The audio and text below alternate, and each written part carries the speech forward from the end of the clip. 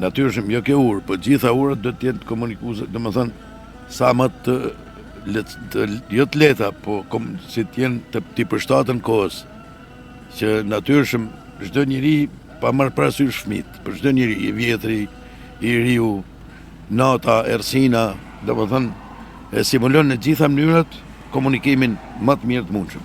Sa dusha problem se dihet shikimi i saj, kjo është vitin 50, mund që jetë rregullu. Pa tjetër ekspert e din ma mirë që ta shikojnë mirë është. Kjo me da shtylla hardhia është mund të 20-20, kjo është mund të drejt asaj skadimit, po.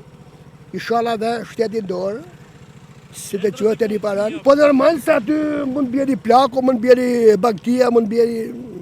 Unë po vje fjallë e kam ra qyshen 73-ën që kam ra këto.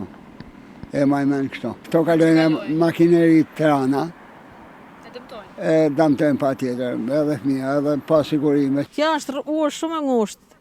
2 makina si merë, veç me kalua fëmija presin desi kalojnë makinat. Pra është e rrezikshme për fëmijët? Për fëmijë po, për zotët, se që sa ngushtë është.